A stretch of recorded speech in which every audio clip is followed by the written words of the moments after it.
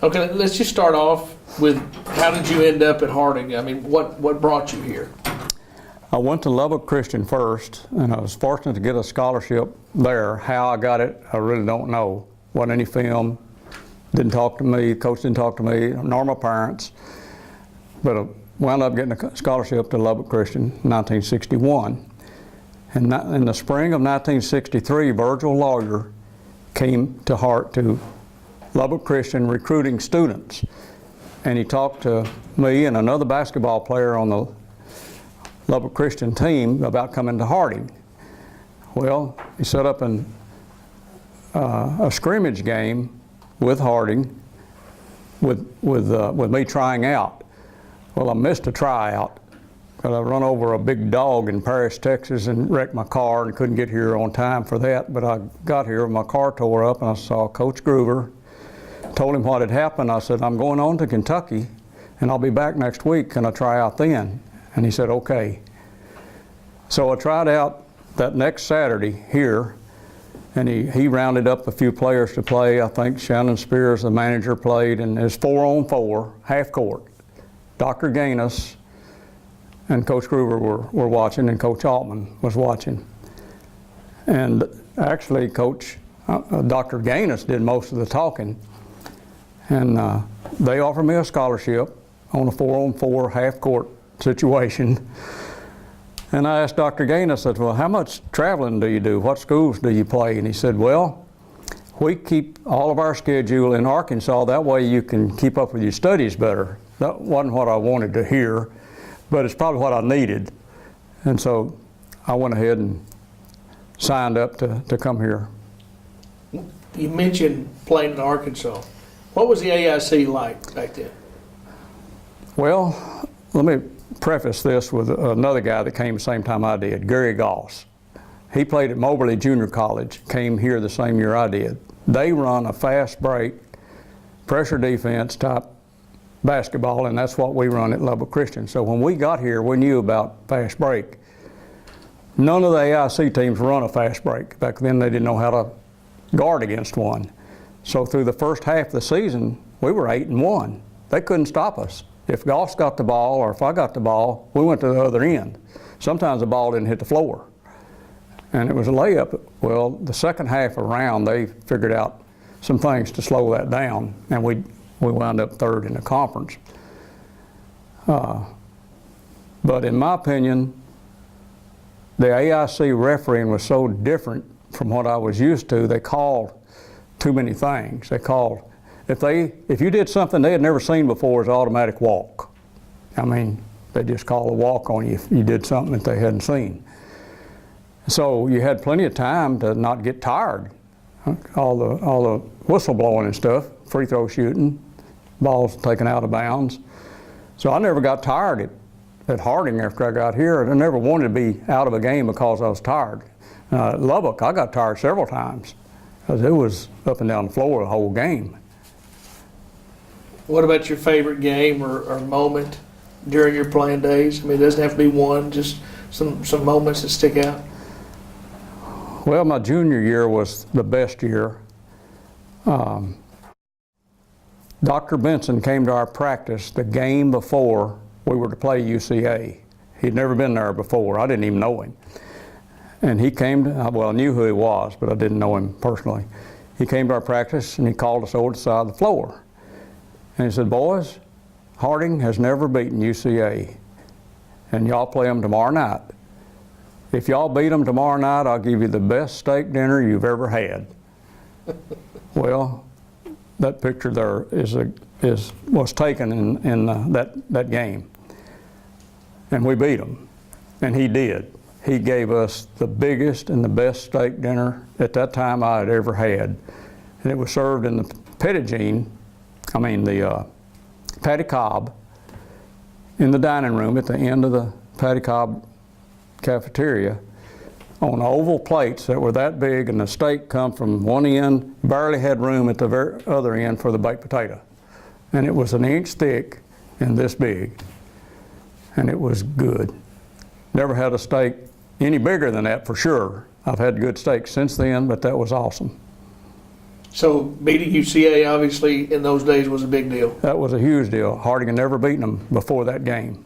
That's the first time. And that season was actually the first season that Harding had a winning record. What about going on the road? I mean, I know talking about playing in the AIC and stuff. What was it like going on the road in the AIC back then? Well, it was a little hostile in places, especially Arkansas College. They had a gym where the banisters on the side was real close to the court, and occasionally one of the fans would reach over and hit you or something, and they just let that kind of stuff go.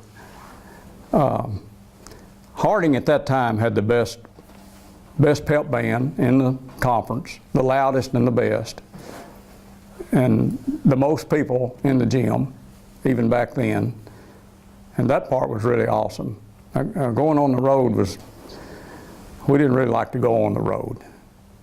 We did better at home. You talk about home. You played in what was it the Rhodes Fieldhouse? Is that what it was called then? The Rhodes Reeves Fieldhouse now? Compare it to what it was then to what it is now, and I know it was a great place to play back then. It was a good place to play back then. It was full almost every night, and it was loud, but nothing like it is today. I mean, it holds almost three times as many people today as it did then, and then probably 3 times as loud. What did teams coming in, opposing teams coming in to the field house, what did you get a sense from them wanting to come in or not wanting to come in and play? Well, I didn't get the sense then that I do now. Teams want to come here now. They enjoy playing in front of this crowd, even though, it's the enemy, so to speak. But coaches and teams like to come here now. I don't know if they did then or not. I didn't keep up with that part of it back then. You mentioned Hugh Groover earlier. What was it like playing for him, and any stories about those teams with Coach that stick out? Well, the first 3 or 4 games that I played here in the fall of '63, he had everybody blocking out. Guards were blocking out guards, big people blocking out big people, and I wasn't getting any rebounds. I was blocking out a guard that wasn't even trying to rebound. So I went to him after a game one time and I said, "Coach, if you'll just free me up, let me go where I think the ball is coming off the boards, I think I can get more rebounds because my man's not trying to rebound anyway." So, well, we'll try that. Well, we tried it, and that's what I did the rest of the time I was here. Teammates. Tell me about some of your teammates. You talked earlier about a couple, but the teammates that you played with. Well, the first year here in '63, Vernon Rogers was a very good player. He was all-conference center. He was top 5 all-conference center.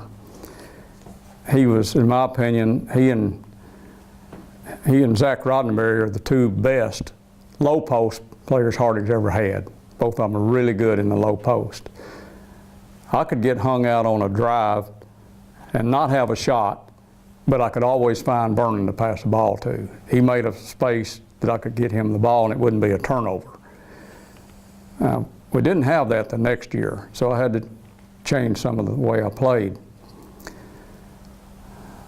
But I really enjoyed playing with Vernon. He's somewhere in North Carolina now. I talk to him every now and then. And you even had a chance to play after your days at Harding. The 1973 award that you won, the Neil Gibson Martin Award. I mean, that was a big honor. Yes, I was surprised to get that. I know others were probably more deserving than I was. That was an award they gave to the best amateur athlete in any sport, not just basketball. It involved all the sports for the full year of 1973. And expand on those days. I mean, what you had the opportunity to continue playing, and those were some very important teams to this area that I hear people talk about a lot with Coach Carter. Well, it gave some of us, like myself and Gary Goss and others, a chance to keep doing what we like to do. one tournament, we went to Columbia, South Carolina, and Bill Walton was in that tournament. We won our first game. Bill Walton lost his first game, but we got killed the next game by the United States Armed Forces. Got us pretty good, and we came home. And how much of having an opportunity to continue to play went back to your playing days? I mean, 1965 Berry Hill Award winner here at Harding, 1965 honorable mention All-American. What did those honors mean to you? At that time, I was surprised when I got any kind of honor. Don't know really how to answer that, but I appreciated all of them that I got, but I wasn't looking to get them, and sometimes they just showed up. Obviously, after Harding, after you graduated, we talked about you playing some more basketball. You've been in the area. You're a big basketball fan. I see you at games all the time. Tell me some memories that stick out to you after your playing days of some Bison teams that you watched. Well, I've kept up with Bison basketball ever since I left Harding. I was at BB a few years, but I still kept up with the home games for the most part. And I used to be excited about coming to a game and watch the best player on Harding's team, or maybe the best player on the opposing team. And I'd be thinking about that through the day that I'd planned on coming. And I'd be excited about that. Aaron Farley was an outstanding player. I enjoyed watching him play, and there's been several others. But that was an individual that I was coming to watch more than a team. But the last several years, I've been excited about watching Harding play team ball. And to me, that's more fun, more anticipated fun, seeing the offense structure a basket when a guy has a good shot but turns a good shot down to give a teammate a better shot. And that's what Coach Morgan has, I won't say demanded, but that's how they play and how he's encouraged them to play that way for the most part since he's been here.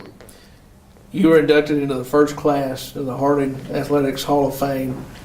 What was that like when you got that call, when you found that out? Well, when I found out who else was in it, I was extremely honored to be in that class with Butch Gardner and Stan Eckwood, who were very good players, much better than I was, I felt like. So that came as kind of a surprise too. I mean, quite a group. Also, Cliff Gaines, Dr. Gaines, in that group. Ted Lloyd, John Prock, just to name a few.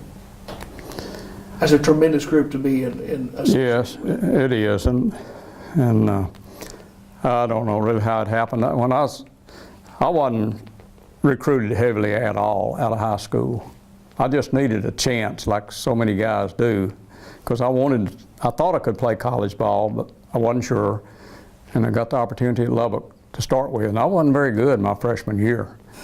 Now, I wasn't very good until I developed a crossover dribble and could dribble left-handed and go all the way to the basket, and that's opened up so many other opportunities like passing the ball or shooting with either hand or whatever, and that helped me get to Harding.